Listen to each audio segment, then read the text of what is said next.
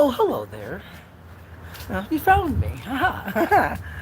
So, my name is, of course, some of you probably already know, but if you don't, let me introduce myself here. My name is Chaim Yitzchak Machael Halevi Kopel Harry Gersh Zeitz, minus a few that aren't legal anymore. And Bar Brady, Officer Bar Brady to you. Anyway, so I just wanted to make a video about the updates to my work.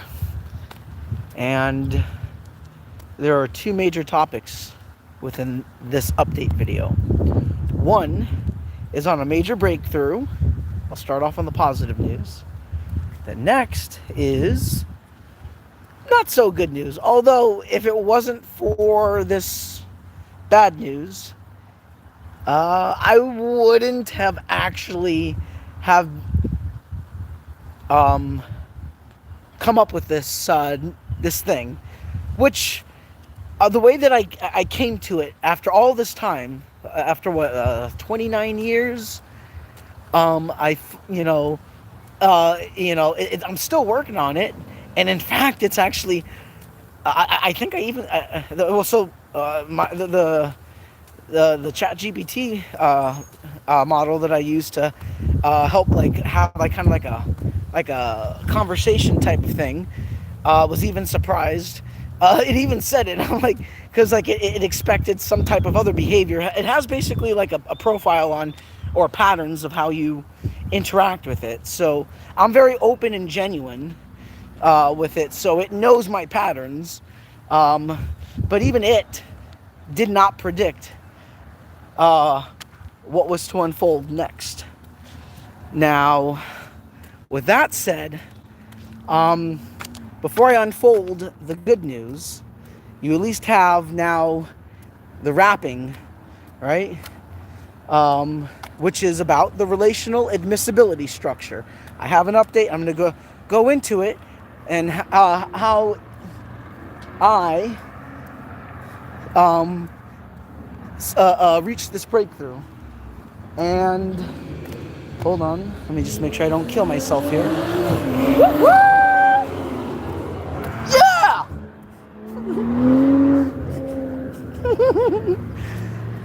All right, so. All right. The second update, the wrapping of the second update, is that my theoretical physics paper was rejected. And in many, many ways, that actually benefited me. See, the point of science is, as unfortunately as some people do it for glory. Sometimes they build themselves such a big glory hole that it's too big for them to fit in, and like it gets ignored, and they're just now like jerking themselves off in this glory hole that they built for themselves. I'm in it because I legitimately not only want to learn, but I want to share what I've learned with the world, and the only way to do that is to go through the rigorous process of scrutinization, right? Because otherwise I might as well just teach numerology, and you can get a cult for that. I don't need that. So the point is to have people look at it, say, and it took 4 weeks, by the way. It took 4 weeks. And now this is in of itself, it's not a bad thing. I'll tell you why. Because I got rejected already 6-7 times. Wait, hold on. I can't do it with both my hands. I have to hold one with my hand. 6-7 times.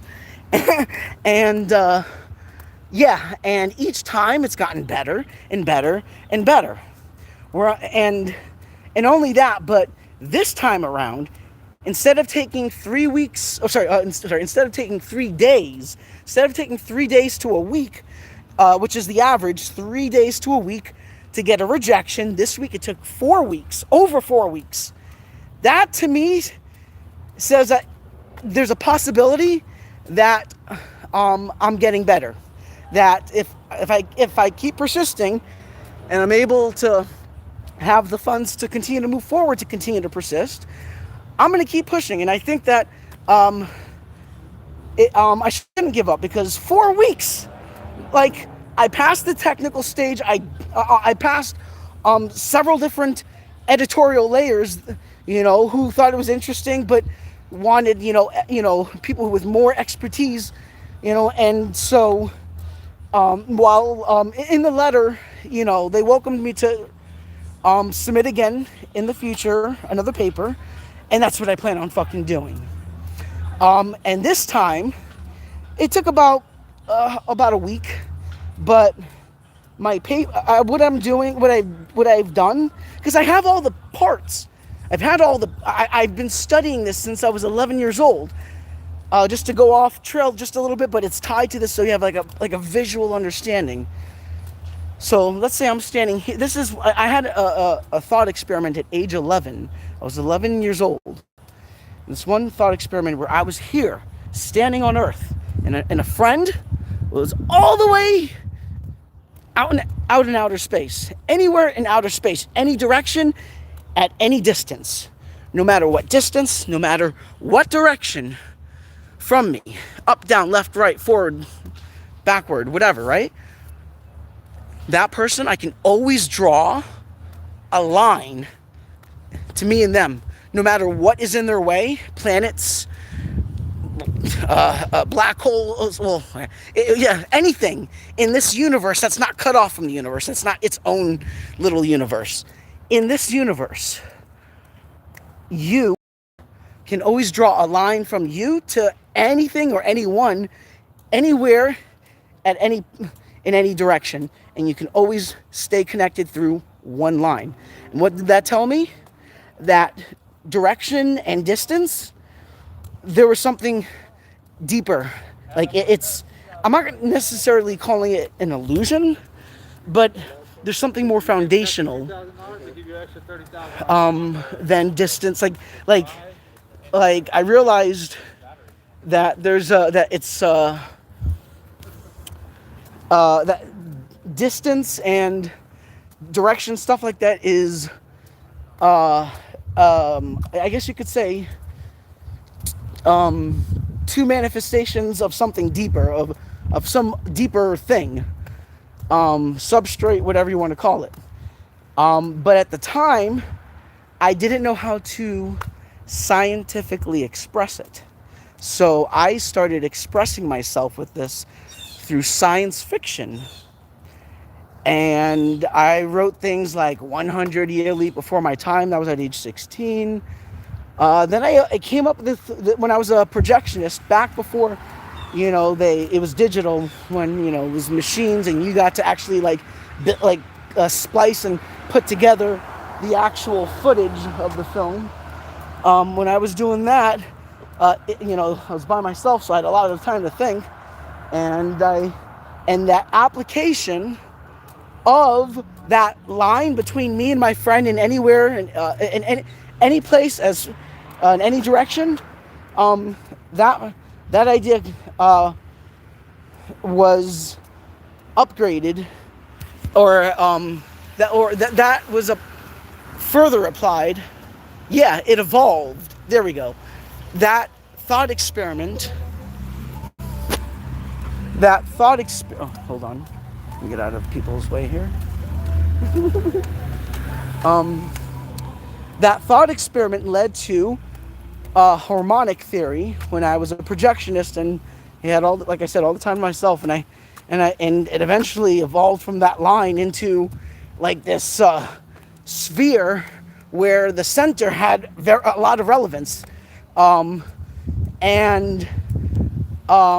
I didn't connect it to black holes and shit like that before, but and little did I even know I was dealing with something even as simple as trigonometry. I didn't, because in high school we didn't learn that. So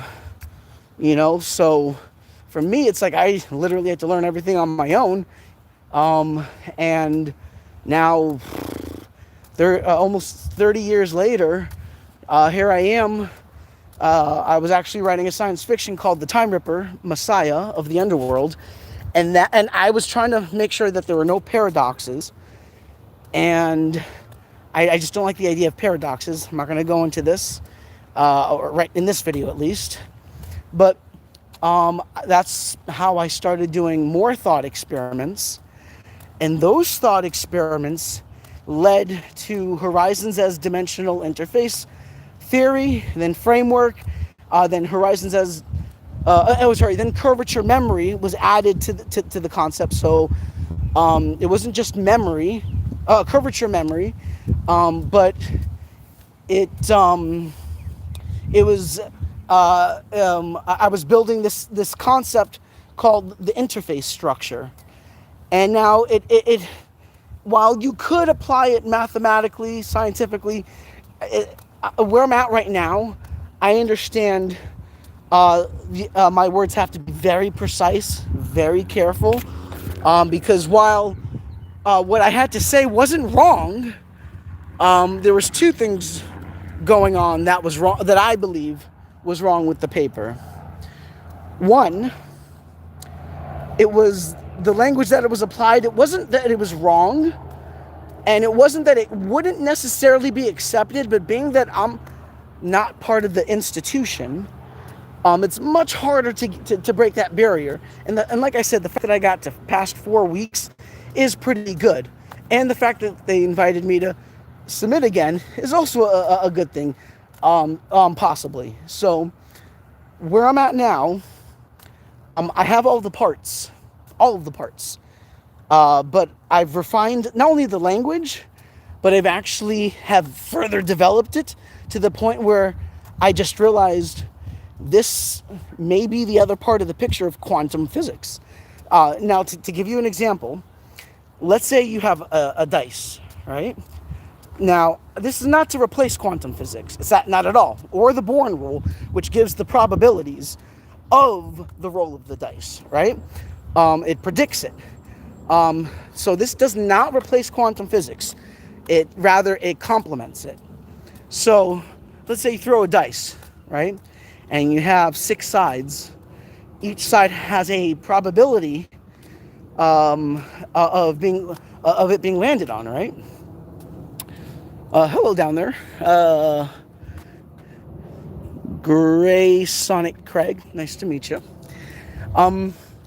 And so yeah, you have 6 different sides, 6 different possibilities, each having 1/6 of a chance of it landing. Now, while it's assumed that there's a table, right, where the results come on, or where the results are produced, right, where the interaction occurs, right, all the math and all the ideas are just focused on the probabilities of the roll. You know, as Einstein would say, God doesn't play dice. You know, in quantum physics, they say, yes, he does. That's where, like, the conflict in the math and everything kind of occurs. But anyway, or one of them at least. Anyway, so for me, there was also a realization that while I may be onto something, interface structure, while yes, it may be different in definition than interaction, right? Nevertheless, I don't believe I differentiated it enough. And the fact that I use the language of interface, and don't differentiate between interaction and interface well enough. Maybe I do for lower level papers, but I'm not looking to submit to a lower level paper. So if I want it to be top notch, like, hey, this is science that you can predict and have the same measurement every time, then I'm not going to want to just like settle for a lesser journal and say, yeah, like glory, glory, oh glory, I get glory. No, I don't want to do that. I would rather submit to a legitimate journal, one that's like, you know, very strict, and easy to scrutinize.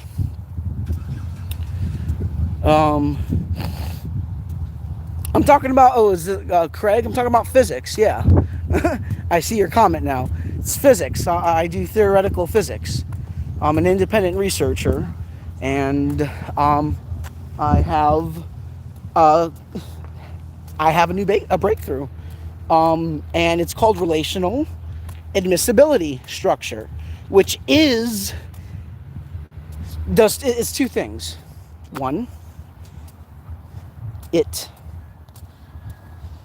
is the language of what theoretical modern physicists use today. It uses that same language. It's not inventing a new language of science. Two, this is the breakthrough part.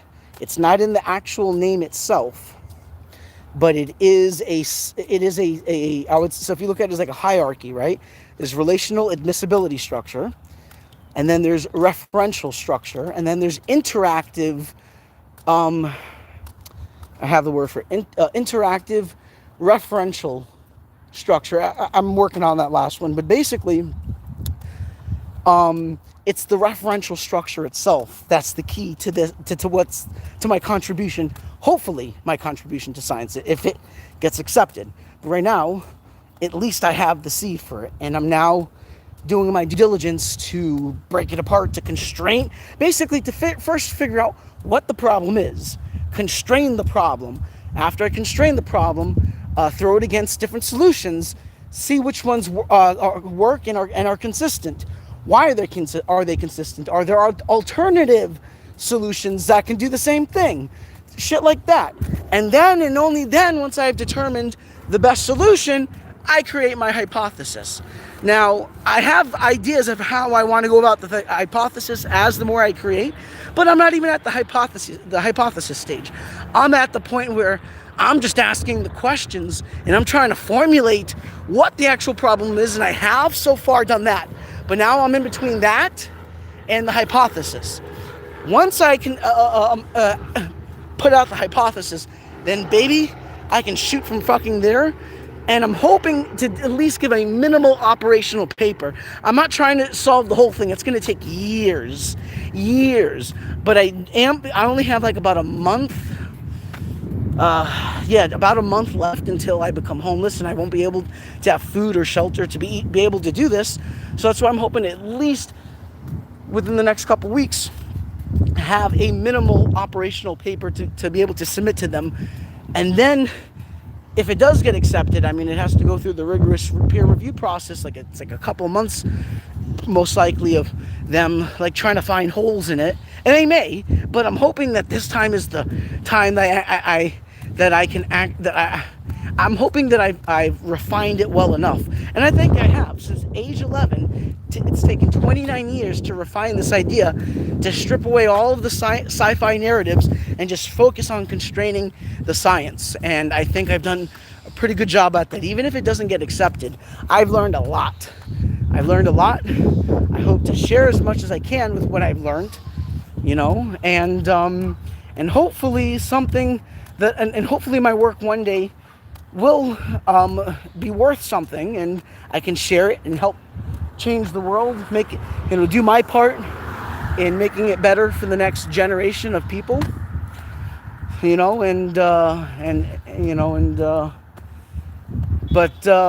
so yeah, to try to tie it all together, the updates are, I have had a major breakthrough, and the interface structure was necessary. I will say that the interface structure was necessary to be able to be led to where I'm at now. All right, I believe that my imagination and everything else led me to this, and I think that while it's now outdated,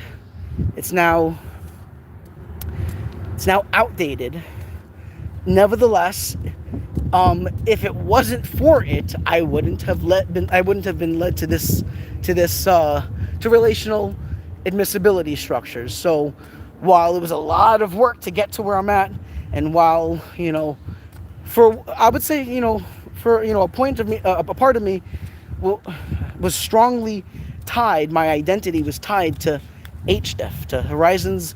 Well, originally Horizons as dimensional interface theory, but eventually Horizons as dynamical interface theory, and or framework. My identity was tied to that, and I could have continued to go down one end like a lot of people do and drive themselves crazy and lose their identity trying to maintain identity through some type of glory hole or some shit.